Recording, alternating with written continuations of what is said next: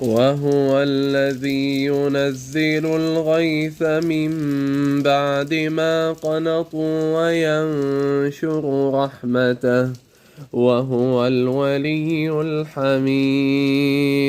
ومن آياته خلق السماوات والأرض وما بث فيهما من دابة